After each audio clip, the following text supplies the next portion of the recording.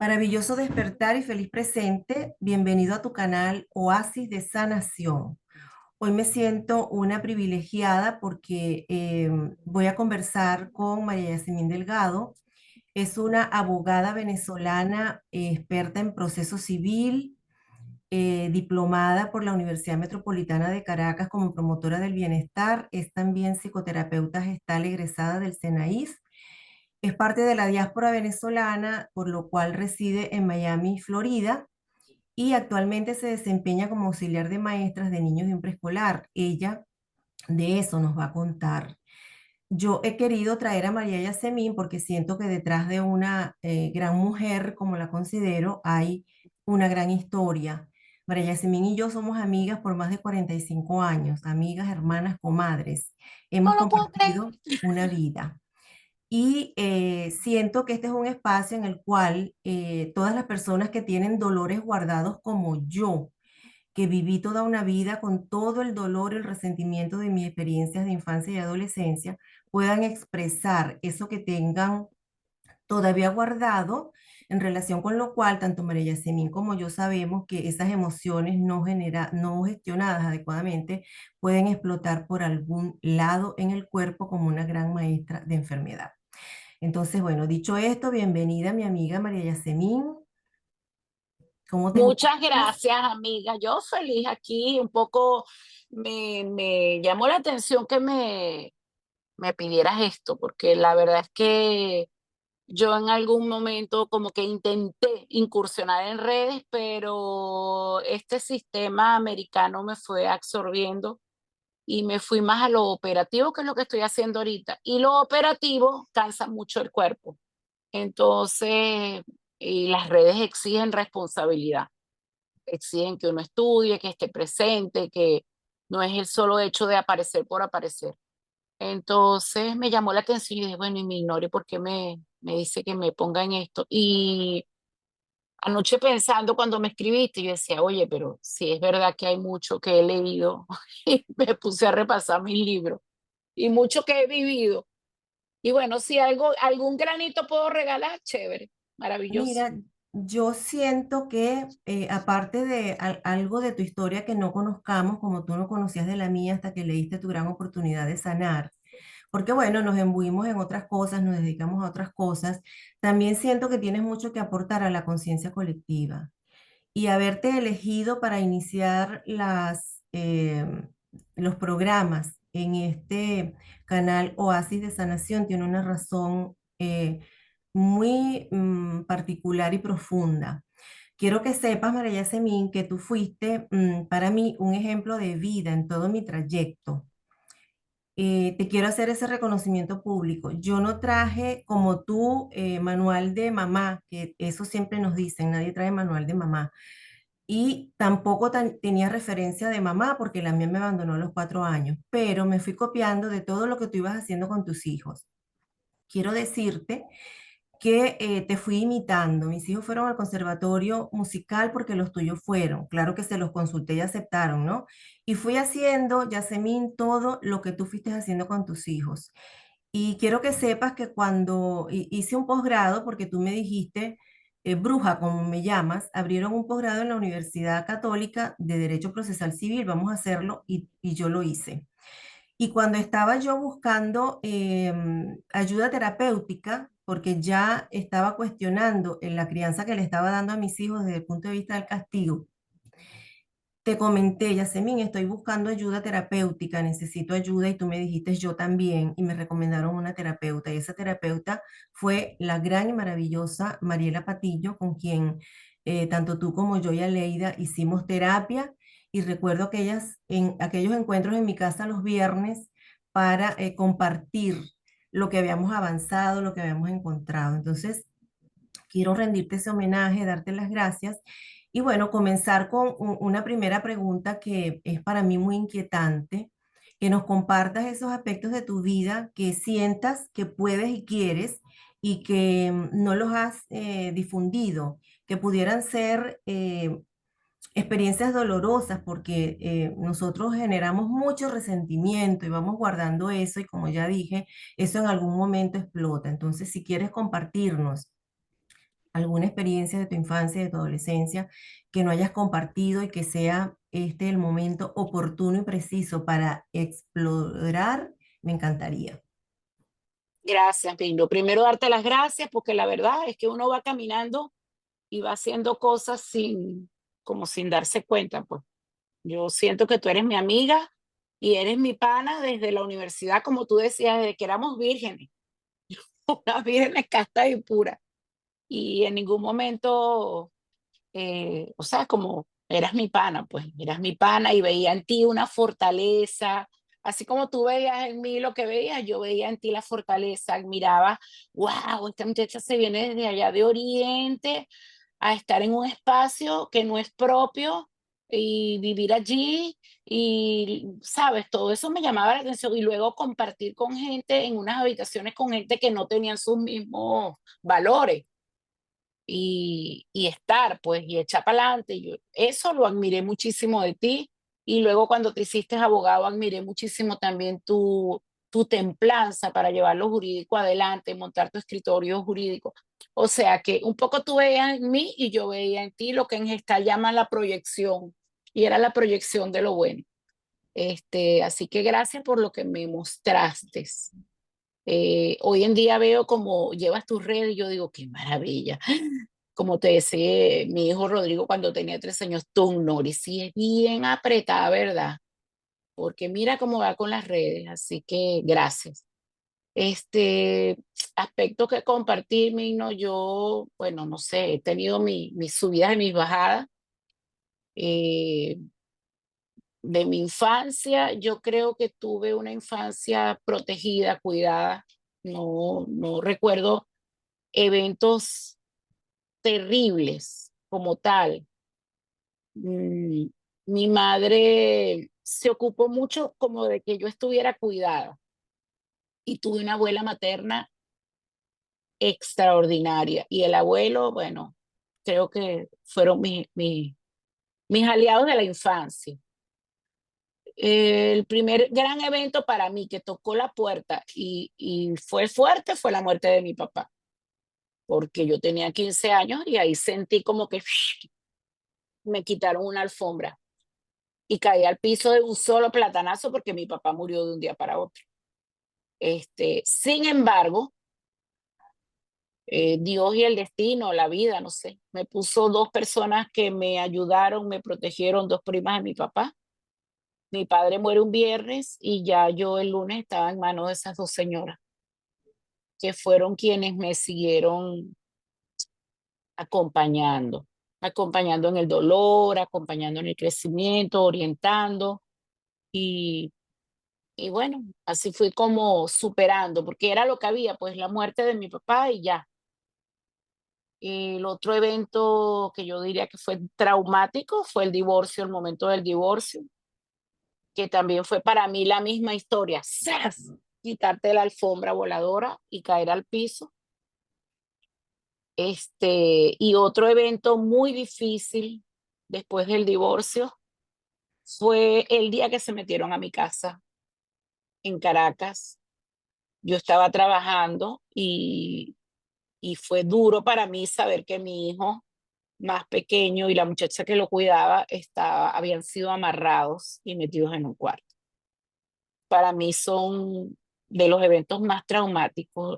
He tenido muertes cercanas de tíos, le muere mi mamá, eh, pero sabes, son como eventos que uno dice, esto corresponde por la naturaleza.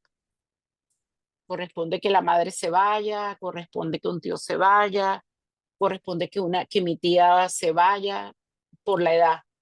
Ahora, estos otros que dije, no, estos fueron cosas que pasaron y que yo no estaba esperando, pues. Sucedieron y, Yasmín, hay dolores, y te mm, dan, te lanzan. hay dolores en diferentes dimensiones de nuestra vida y no tenemos dolorímetro, ni físico ni emocional. No, Ese dolor por la muerte de tu papá, ¿es el mismo dolor de un divorcio, de otros dolores, o hay alguna manera de diferenciar esos dolores? no, esa vaina es un vacío. O sea, y en mi divorcio también fue, como yo leía, fue una mudanza y fue un divorcio y fue un descubrimiento y fue una cosa que yo decía, o sea, yo creo que fue el momento de mi vida en que yo tuve la locura más cerca de mí. Con la muerte de mi papá no me sentí que tuviera la locura cerca de mí, pero con el divorcio sí, porque realmente es como leí, mi narciso, mi parte narcisa, mi egolatría de ese momento fue golpeada duramente, y punto, ya caí al piso como un plátano. ¿Tú estás de acuerdo conmigo en que ese dolor lo llevamos dentro y lo que cambia es la manera en la que nosotros lo traemos al presente con cada evento? Sí, sí, es Es el como lo mismo, recuerdas, es el mismo dolor expresado de diferentes maneras dependiendo de la ah, circunstancia.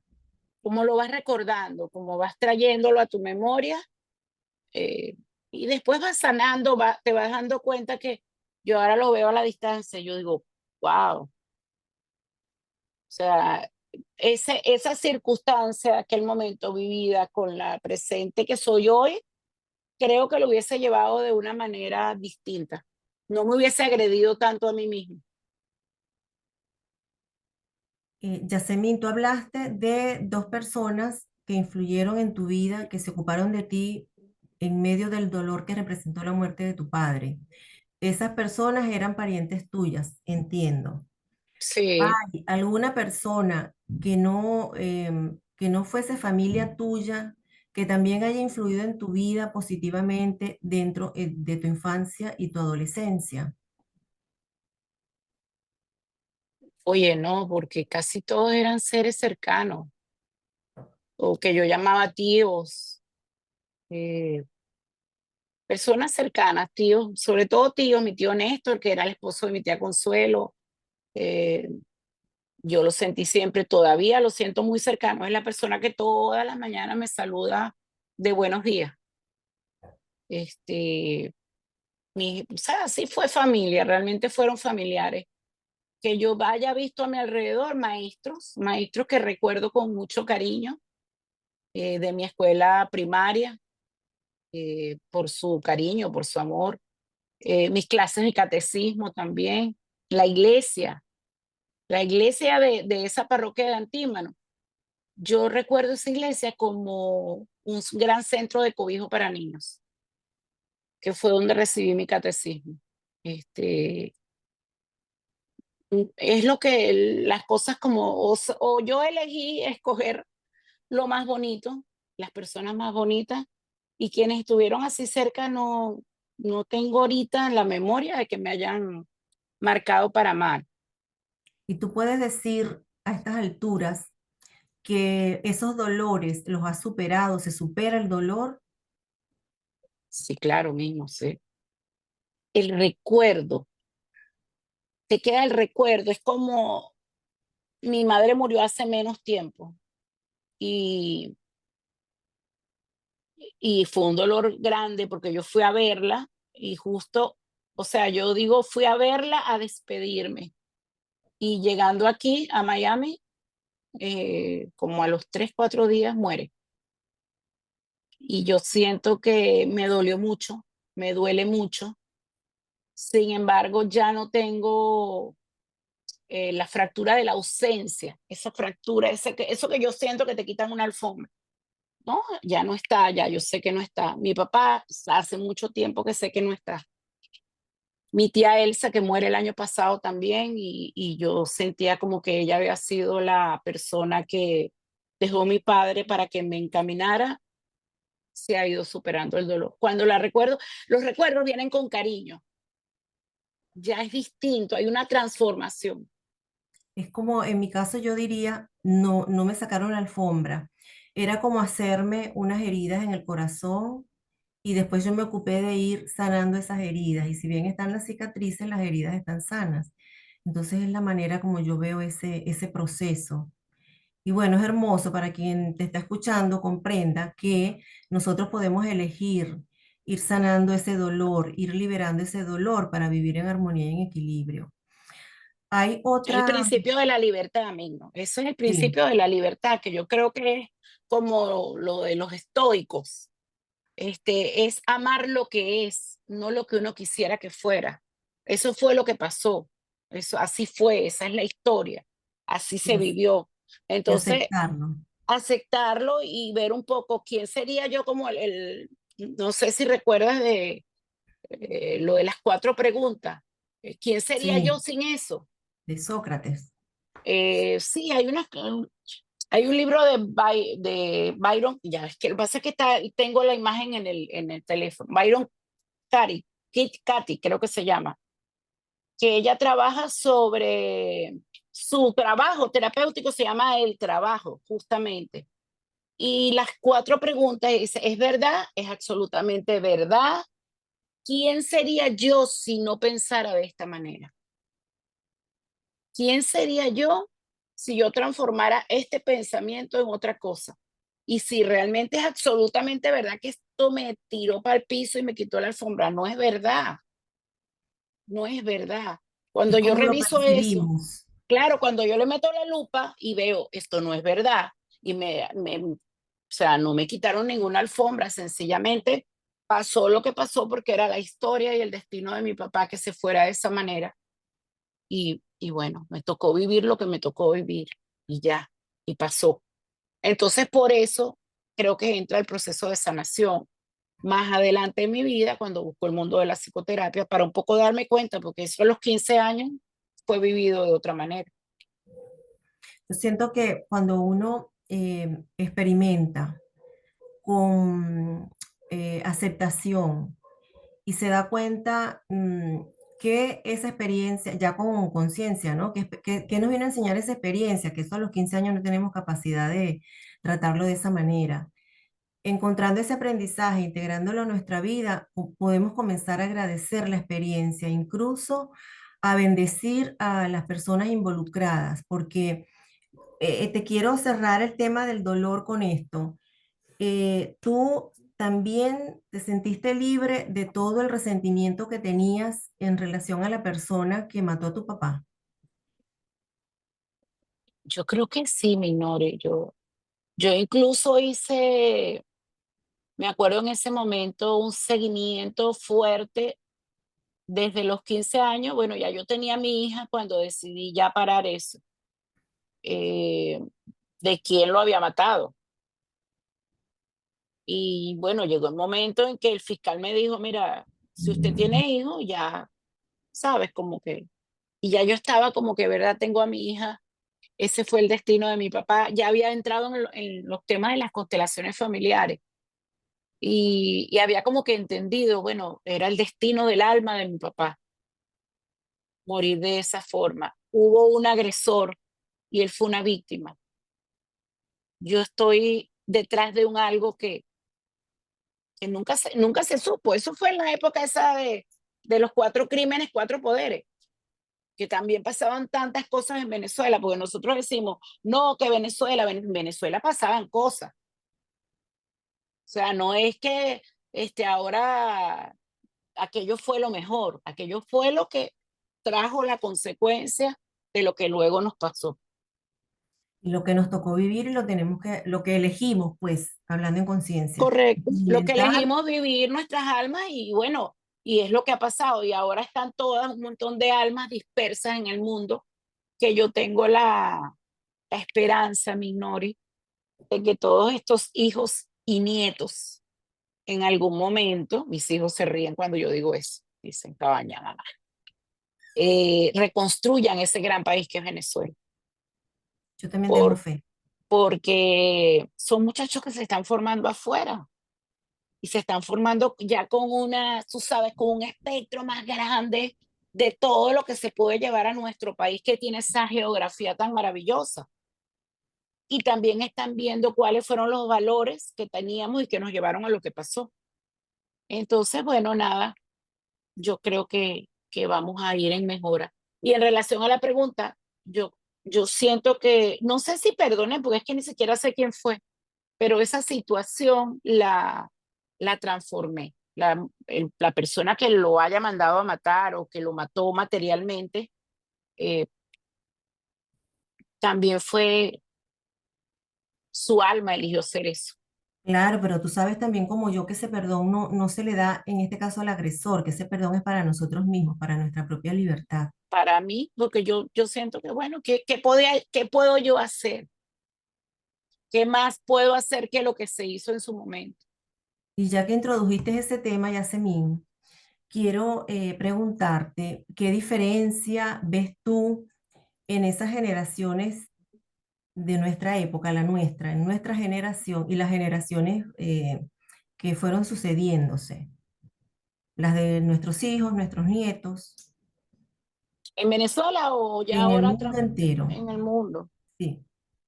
Bueno, nosotros somos llamadas las baby boomers, que nos ha tocado incursionar en todo esto y yo creo que nosotras tenemos una gran capacidad de adaptación al medio ambiente y vamos como es una generación que se va adaptando y se va desarrollando. Las nuevas generaciones son más rápidas, tal vez se van adaptando también, pero son tan rápidas que como que no saborean tanto como tuvimos nosotros la oportunidad de saborear cada cosa. Tal vez eso pueda hacer una diferencia. También hay algo importante que desde mi óptica, nosotros fuimos criados con la cultura del aguantar Ah, no, claro. y las nuevas generaciones son más de confrontar y lo hacen desde mi óptica, desde el respeto, pero no se quedan con lo que les decimos. Preguntan, discuten, proponen y yo particularmente en mi caso esa posibilidad no la tuve. Es verdad que en tu caso fuiste muy cuidada por tu familia. Yo también fui cuidada, no muy cuidada, pero fui cuidada por la familia en la que elegí criarme desde el plano de luz. Pero hay diferencias que yo valoro en las generaciones de ahora, sobre todo eso, que sean capaces de expresarse respetuosamente, de decir lo que les gusta, lo que no les gusta, lo que quieren. En mi caso, cuando yo estudiaba ingeniería, yo no estudiaba para aprender, yo estudiaba para pasar y para lograr el título. Después, cuando estudié abogacía, mi visión cambió. En cambio, siento que nuestros hijos siempre están estudiando para aprender y son unos investigadores, unos buscadores. Bueno, nosotras también somos Sí, unas buscadoras, pero ellos desde otro espacio, ¿no? Y siempre se están nutriendo, que esa yo no la tuve. Bueno, amiga, te quiero preguntar, porque esto nunca lo hemos conversado, esto no lo sé yo ni lo sabemos nuestras amigas, no sé si tus hijos, ¿por qué y cuándo tú decidiste estudiar abogacía? mira, no fue una decisión mía, la verdad. Yo tenía derecho como tercera opción ¿te acuerdas de aquello que uno llenaba la OXU? CNU. La vaina esa de la OXU. Pero justo en esa época, bueno, yo tenía 10, sí, yo me gradué muy joven de bachiller, 10, 15, 16, bueno, en la misma época de la muerte de mi papá. Este, y aparece en el plano material mi tía Elsa con ese montón de abogados detrás. Y bueno, yo había hablado con mi papá de estudiar astronomía, porque yo quería estudiar las estrellas, la luna, porque yo me montaba en el techo de la casa y veía la osa mayor y veía la osa menor. Y yo quería estudiar astronomía y mi papá se puso a investigar y me dijo, no, hija, yo visitaba a mi papá en su consultorio porque yo era la hija extramatrimonial y yo iba como con mi mamá como una paciente. Y entonces le dije, papá, yo quiero estudiar astronomía. Él investigó en la próxima cita médica, cuando fui a hablar con él para que me diera el dinero de la pensión, me dijo, hija, eso se estudia en Houston y en Rusia. Y usted está muy chiquita para que yo la esté mandando por ahí. Así que usted afuera no va a estudiar. Estudié una carrera primero aquí y después que se gradúe aquí, si quiere se va a estudiar astronomía. Y yo me quedé muy frustrada. Pero justo en ese interín él muere. O sea que nada que hacer. Y yo Y ya a la aparece, distancia, ¿te hubiese gustado ser astrónoma? me encanta, o sea, me encanta, pero no, una gente como yo que se metió en el mundo de las humanidades, me gustaba mucho física, la convergencia, los lentes, pero no, yo no tengo facilidad para las matemáticas. Yo no sé llevar ni mi propio presupuesto. O sea, de verdad que eh, si hubiese tenido la oportunidad, a lo mejor hubiese incursionado. No sé, yo soy disciplinada para el estudio. Tal vez sí lo hubiese logrado, pero no sé, no sé. No pasó. Yo sé que pasó, que mi tía desapareció. Yo había puesto primera opción diplomacia, que era estudios internacionales, estudios políticos y administrativos, y de último derecho para la central. Y mi tía me dijo, no, usted se va a preinscribir en derecho en la católica. Y presenté en la católica y salí en la católica y entré en la católica. O sea, yo creo que ella me inscribió en la católica. Me acuerdo que, mira, yo llevaba moñitos, Minori, así, moñitos, de lo chiquita que era. Y empecé a estudiar derecho y me empecé a enamorar de esa carrera. Bueno, tú sabes cómo éramos, eh, teníamos unos profesores maravillosos, muy maravillosos. Me acuerdo de derecho romano. Me acuerdo del grupo que hicimos, de nosotras en el cafetín. Yo me acuerdo Y de los moñitos. Ya sé. ¿Cómo te afectó a ti ser la hija extramatrimonial? mira, me afectó después de adulta, porque de chiquita como que no lo sentí. Esa era mi realidad. Yo iba, o sea, no. Yo de adulta, cuando ya mi padre muere, que te acuerdas que intentamos el juicio por la Inquisición de paternidad natural, y yo me puse a estudiar y yo decía, oye, tengo trato de hija, fama de hija, pero no tengo el nombre, o sea, no tengo el apellido de mi papá. Eh, y sí me hizo sentir como, ahora entiendo, porque cuando mi mamá me llevó a un colegio como un colegio en el Paraíso, que era de monjas, no aceptaban niños extramatrimoniales. Yo de grande me acordaba de esas cosas, que mi mamá me dijo, no, no, aquí usted no va a estudiar, pero mi mamá engañándose y engañándome. No era que yo no iba a estudiar, era que no me iban a meter. Las monjas no me iban a aceptar, porque yo no tenía los dos apellidos y esa fue una época de Venezuela en la cual tener dos apellidos era importante. Ya de adulta, de más grande, fue que me sentí como, oye, qué chimbo que mi papá no haya tenido esa valentía para decir, mira, vale, yo tengo esta niña. O sea, no a su familia, se lo dijo a estas primas. Estas primas sí sabían de mi existencia, pero su esposa y sus hijos del matrimonio no lo sabían, ni él mismo como que no lo reconocía para sí mismo. Y me dolió, eso me dolió. Hay dos cosas que yo me atrevo a asegurar que superaste con tu trabajo con terapia gestal, que ahora me vas a decir cómo fue que decidiste estudiar eso, siendo una abogada, una carrera tan estructurada y tan rígida como es el derecho. Pero antes quiero saber cómo, cómo tú lograste compaginar esa, no elegir la carrera, o sea, que alguien eligiera por ti, que no estabas eligiendo tú. Eh, yo entiendo que la terapia gestal te ayudó mucho, ¿no? Pero quiero saber cómo te sentiste tú y cómo lo evalúas a la distancia, cuando a esos 15 16 años alguien eligió por ti.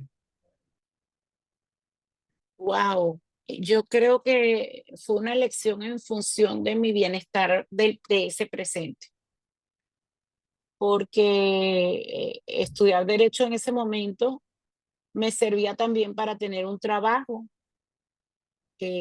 como asistente en el área de expropiaciones en Metro Caracas y, y lograr obtener un título a los 21 años. Claro, pero yo te pregunto, más allá de lo que eso te sirvió en el afuera, ¿cómo te sentiste tú o cómo lo puedes valorar desde la mujer que eres, que alguien eligiera por ti? Porque nosotros ahora ya sabemos que nos toca elegir. que tenemos derecho, eso es un derecho natural a elegir. La Y, libertad de elegir, claro. exacto, y alguien eligió algo tan importante por ti, salió todo bien. Mi pregunta es, ¿cómo te sientes viendo eso a la distancia? Me Alguien siento agradecida, primero. agradecida, Minori, Ah, ok, sencillamente ok. agradecida porque siento mucha gratitud de que haya pasado así. Yo la tenía como una tercera opción eh, en la OXU, pero no era mi primera opción. Y lo Y otro después, creo que era como estudiar astronomía para ese momento era como complicado. eso no, eso me encantó, gratitud. ¿Y cómo te sentiste tú y cómo lo ves ahora a la distancia después de tanto trabajo encima, haber estado en el anonimato para tu familia, porque tus hermanos son tu familia? ¿Cómo te Claro, sentiste en esa época en la que no tenías tanto trabajo terapéutico y cómo lo ves ahora? Entiendo, has sanado mucho eso. sí, eso ha sido trabajado muchísimo en todo tipo de terapia, en terapia de respuesta espiritual, en constelaciones familiares, en la parte de psicología positiva, en la parte de psicoterapia gestal, con trabajo de cuerpo, con lo que es bioenergética, la ira y la rabia, porque era rabia que me causaba esa, eso lo descubrí ahí. No tenía conciencia de que me daba tanta rabia. Eh, el estar como al al margen de una situación. Y me costó y me ha costado y creo que me va a seguir costando porque a veces a rato yo estoy actuando de una manera que yo digo, esto es un, una matriz, como que yo actúo de esta forma por algo aprendido que no es aprendido aquí, es aprendido aquí, porque fue una forma de vida durante mucho tiempo. Claro, lo grandioso del trabajo terapéutico para todas las personas que te puedan escuchar, yo quiero acotar, es que nos damos cuenta, que siempre nos estamos dando cuenta, como decía nos decía en nuestra época de pacientes la gran Mariela Patiño. El primer paso es darse cuenta. Y nosotros durante toda la vida vamos a seguir repitiendo patrones, aunque ya los hayamos trascendido, pero justamente eso es lo grande, que nos damos cuenta. Y veo Esa es en la el otro diferencia. y cuando veo en el otro, no siempre es que yo estoy proyectando eso, también puedo estar proyectando algo por donde yo pasé. Y entonces puedo darme cuenta y decir, ah, ya yo estuve ahí, pero ya eso lo trascendí. Entonces, lo siguiente que quiero saber, Yasemin, es cómo, mejor dicho, para qué tú te formaste como terapeuta, psicoterapeuta gestal. Mira, yo creo que es un tema de servicio social también. Mi lado humano queriendo servir al otro de manera eficiente. Y yo llegué a la psicoterapia gestal a través de la búsqueda de terapias para la pareja. Así fue como llegué. Y estando en terapia de pareja me di cuenta lo que me gustaba la psicoterapia, lo que me gustaba estar en ese entorno. Y en el CENAIF, porque además llegué y con la suerte de que me la recomendó Mariela, la escuela.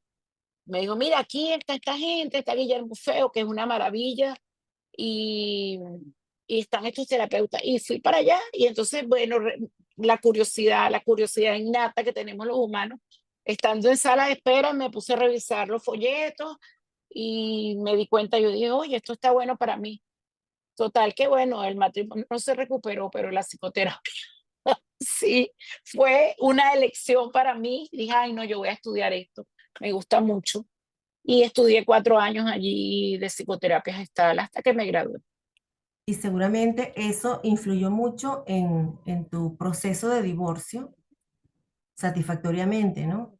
Claro, ya después me ayudó a superar, a reencontrarme, a darme cuenta qué pasó, qué no pasó, en qué me equivoqué, y ya luego a perdonar y ya luego a sanar para no odiar, sino para superar.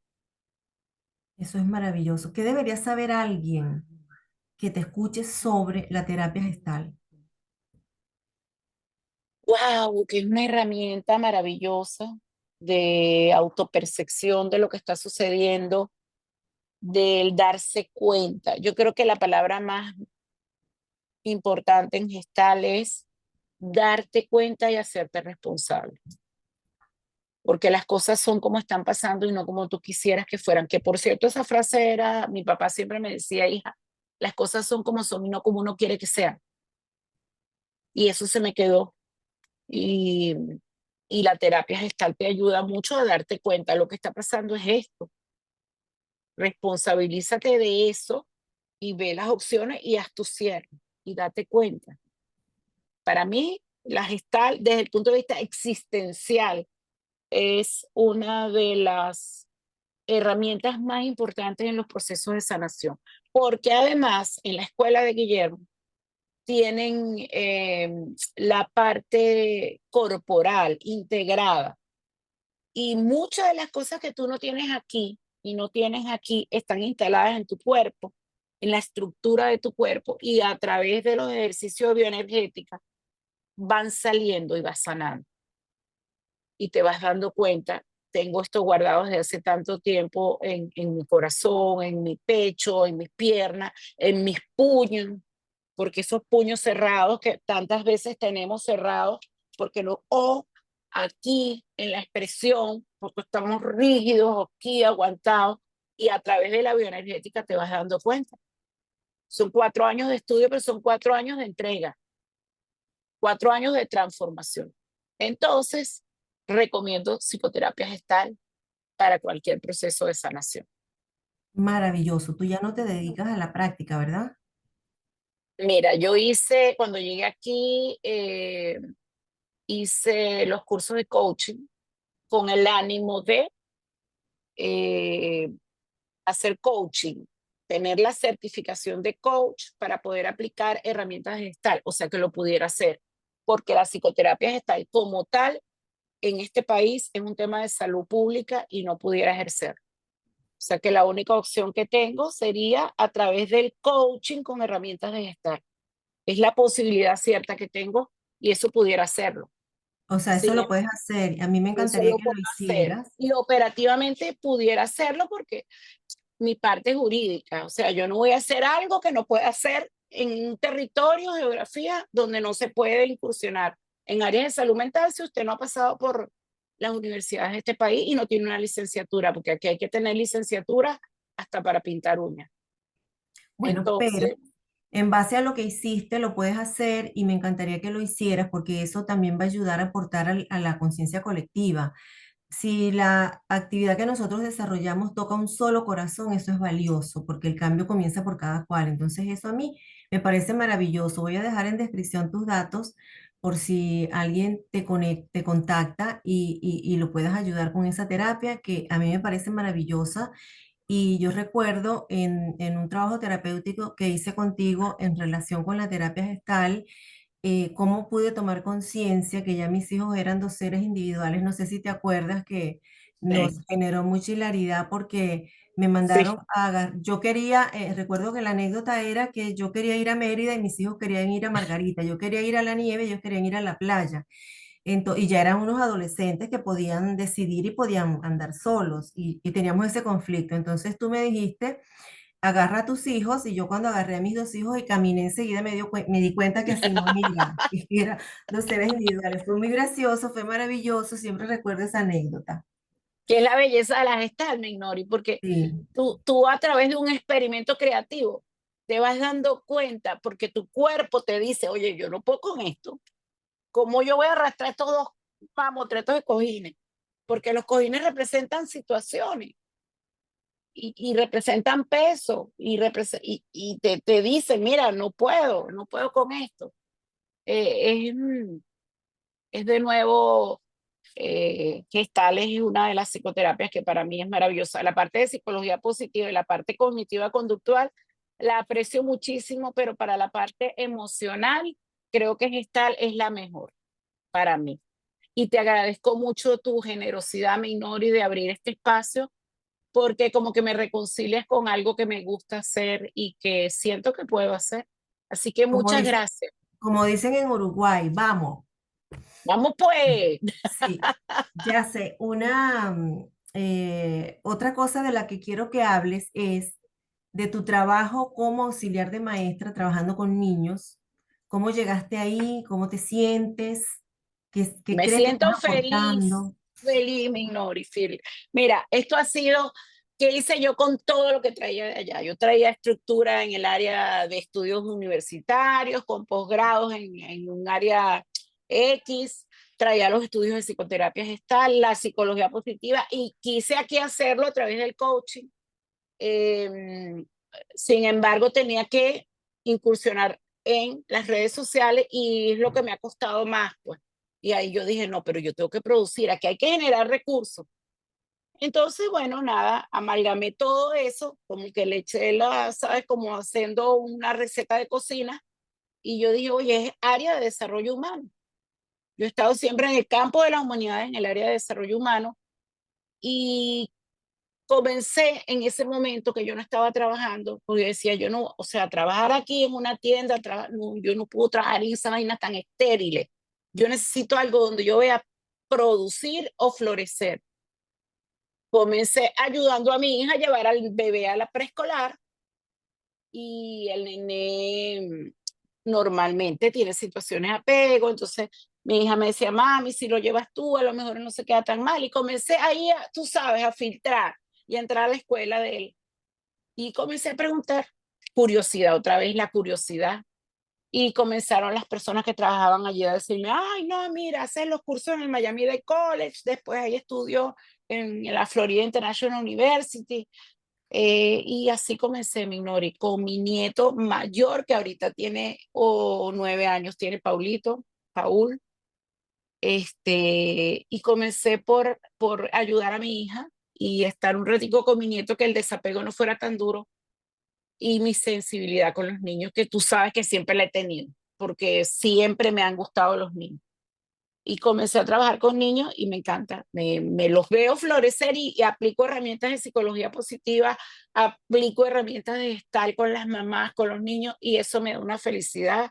Los veo florecer durante un año, esos 8 meses que están con nosotros, los veo crecer no solo físicamente, sino emocionalmente. Entonces me siento muy contenta de Y lo que de hago. paso te nutres del colágeno de esos niños. De paso me dan colágeno, los miércoles hago deporte con ellos, los jueves hacemos música, me divierto, eh, preparamos los actos de fin de curso, yo me divierto, me divierto. Entonces, claro, llego hiper cansada porque son 36 niños para una maestra principal y 2 asistentes. Entonces, de 4 años, son niños demandantes, pero bueno, me estoy Ya me ganando dijiste, mis recursos de forma decente. Y como yo decía al comienzo, no voy a entrar en el mundo del alcohol y la prostitución. se te agradece. ¿Qué llevó María Yasemín abogada a este espacio de este trabajo tan hermoso con los niños? La parte jurídica, yo creo que el estudio, Minori, uno en el mundo jurídico estudia, lee, aprende, desarrolla técnicas para la búsqueda. Y yo les digo a los niños, siempre les digo, si no saben algo, pregunten. Si no saben algo, pregunten, no inventen, pregunten, busquen. Y bueno, yo creo que eso, la indagación. A nosotros nos enseñan a indagar. Sí. ¿Qué sientes tú, Yasemín, que es a este momento tu aporte a la humanidad, tu aporte más valioso a la humanidad? Mis hijos y mis nietos, ese es mi aporte más valioso a la humanidad. Yo siempre he pensado que si tú crías buenos hijos, y digo buenos no en el sentido calificativo de bondad, sino de personas que sean autosuficientes, que sean responsables, que puedan por sí mismos ejercer la ciudadanía del mundo, no la ciudadanía americana como dicen, no, ciudadanía del mundo. porque somos ciudadanos del mundo, en ese sentido estás aportando, porque es una vez que uno tiene un hijo, uno es responsable de ese ser humano.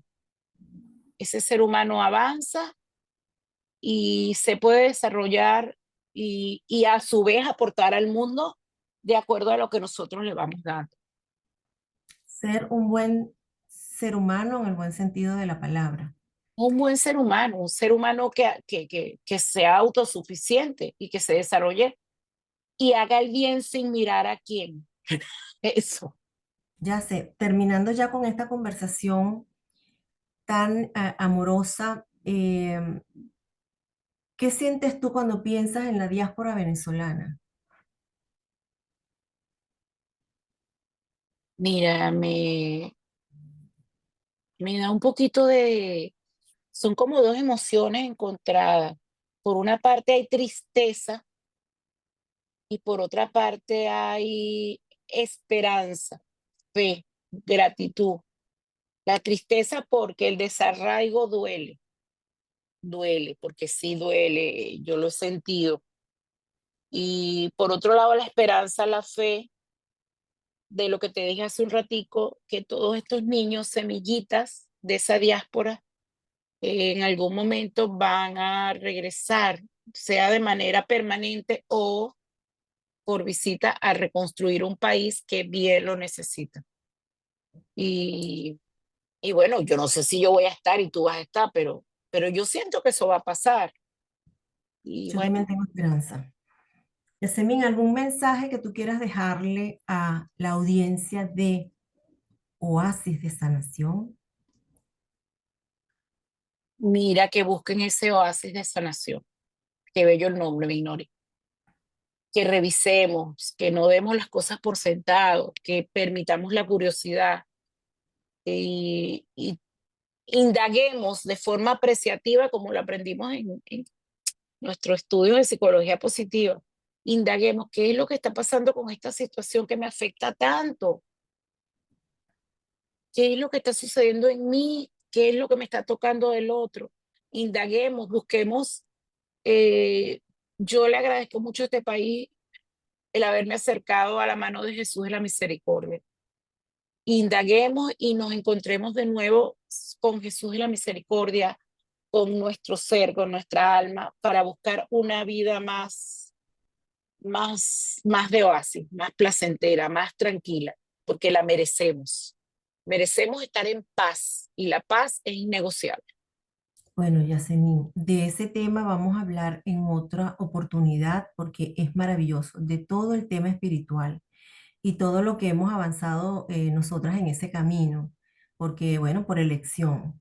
Para finalizar, quiero que nos dejes alguna recomendación desde tu formación como terapeuta gestal, algo que pueda servirle a la audiencia para comenzar un camino transformador, algún ejercicio, algo que puedas compartirnos.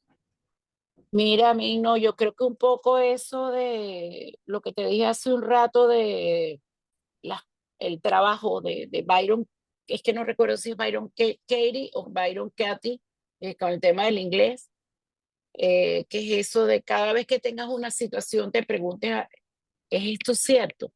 ¿Es verdaderamente cierto? ¿Cómo sería yo sin esto? Y una vez que nos demos respuesta a estas preguntas, indaguemos desde el punto de vista de ver lo positivo, las fortalezas que tenemos, cómo podemos caminar hacia la mejor situación. Cómo yo puedo indagar dentro de esa situación para lograr algo positivo para mí y para mi entorno. Porque sí se puede. No es quedarnos solamente en la acusación, en la culpa, en el dolor, en el miedo, en la rabia, sino buscar la parte positiva, la fortaleza que también tenemos en nosotros para lograr estar en paz, en tranquilidad, aun cuando estemos atravesando momentos terribles de dolor. Tenemos como que la libertad de elegir cómo puedo llevar esta situación. Maravilloso, amiga. Muchas gracias por tu tiempo, muchas gracias por esa información tan valiosa, por habernos desnudado de esta manera tan amable Y bueno, a todos los que nos escuchan, quiero decirles que espero de corazón que todo esto que ha compartido María Yasemín Delgado te sirva para aprender, para crecer, para sanar, para evolucionar espiritualmente y para elegir tu progreso espiritual. Nos encontramos en una próxima oportunidad. Muchas gracias. Gracias, Minori, gracias. Te quiero. Yo también, Bye. amiga.